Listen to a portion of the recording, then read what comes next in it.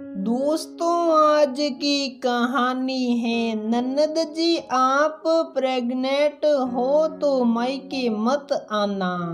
दोस्तों, कहानी शुरू करने से पहले अगर आपने हमारे चैनल को सब्सक्राइब नहीं किया है तो सब्सक्राइब कर लीजिए ताकि आपके पास पहुंचे हर नया वीडियो। शकुंतला मौसी को सुबह सुबह फोन आया। उनके बेटे ने बोला, माँ आप दादी बनने वाली हैं, फटाफट आने की तैयारी कर ले। डॉक्टर ने नेहा को बेड रेस्ट बोला है। आपका हवाई जहाज का टिकट कटा दिया है, आप आ जाना बोलकर फोन रख दिया। शकुंतला मौसी बहुत खुश हुई। काफी सालों बाद घर में खुशी ने दस्तक दी है, लेकिन हवाई जहाज वाली बात उन्हें अच्छी नहीं लगी। शकुंतला मौसी गांव में रहती थी, बड़े शहर कभी भी नहीं गई थी। पहली बार शहर जाना और वो भी उड़कर। एक डर समा गया। उनके पड़ोस में रहने वाले संतोष ने उन्हें हवाई जहाज पर बैठा दिया। मन में 100 तरह के सवाल थे, पर किस से कहने जाती। मन की बात मन में ही दबा गई। डर से हालत खराब हो रही थी उनकी। हवाई जहाज में जब शकुंतला मौसी गई तो उनको डर से पानी की जरूरत हो गई। बहुत संकोच में थी, क्या करे, कैसे पानी मांगे। थोड़ी देर में बोला गया, अपनी अपनी सीट बेल्ट लगा ले। एयर होस्ट बता रही थी कि कैसे आप सीट बेल्ट का प्रयोग करें, पर शकुंतला मौसी को समझ में नहीं आ रहा था। हम में से बहुत से लोग जब पहली बार हवाई जहाज में बैठते हैं तो हम सबों का भी यही हाल रहता है। मनुष्य अपनी बेइज्जती बर्दाश्त नहीं कर पाता। शकुंतला मौसी भी असमंजस में थी। तभी एक एयर होस्टेस की नजर उन पर पड़ी। वह आकर शकुंतला मौसी के बेल्ट को लगा गई। संबोधित किया तो बुआ बहुत खुश हुई। इशारों में पानी मांगा, पानी हाजिर। अब शकुंतला मौसी थोड़ा सैन ले रही थी। ऐसा लग रहा था जहाज हवा से बातें कर रही है। शकुंतला मौसी खिड़की की तरफ बैठी थी। बाहर का नजारा मनमोहक था। जहाज बादल के ऊपर था। बुआ को आश्चर्य लग रहा था।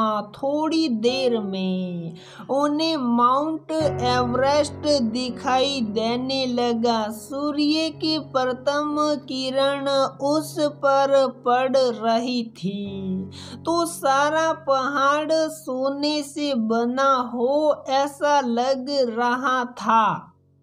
बड़े शहर में बेटा लगा हुआ था। उसको देखकर शकुंतला मौसी के जान में जान आई। मौसी बहुत अच्छी थी। नेहा की सेवा उन्होंने जी जान लगाकर की। 10 दिन बाद पता चला उनकी बेटी काया भी मां बनने वाली है। उसे भी पहला ही बच्चा होने वाला था। नेहा को टेंशन हो रही थी कि कहीं माँ चली ना जाए। शुक्र था कि बेटी को कोई कठिनाई नहीं थी। 3 महीने बाद शकुंतला मौसी चली गई अपने गाँव, ये बोल कर के तेरे बच्चा होने के समय आएगी। समय बीतते गया और शकुंतला मौसी की बेटी और बहू के अंतिम समय आने वाला था। 7वां महीने चलने लगे। दोनों ने ही उन्हें बुलाया था मदद को। अब शकुंतला मौसी के साथ समस्या ये थी कि किसका हाथ थामे। बार बार सोचती, ये क्या कर दिया भगवान।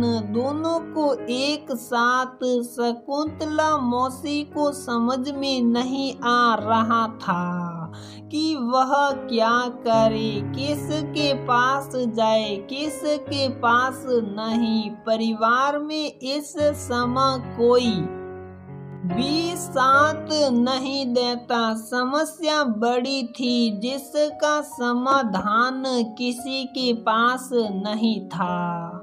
गांव में दोनों को बुला नहीं सकती थी क्योंकि मेडिकल की सुविधा वहां नहीं थी। शकुंतला मौसी को बेटी के ससुराल वालों ने ये कहलवाया कि पहला बच्चा तो मायके में ही होना चाहिए।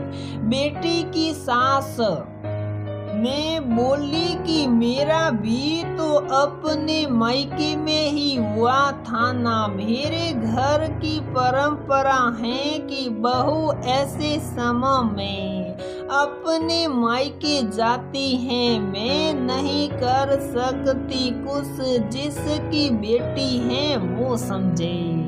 इधर बहू की माँ नहीं थी। शकुंतला मौसी को बहू बहुत सम्मान देती थी।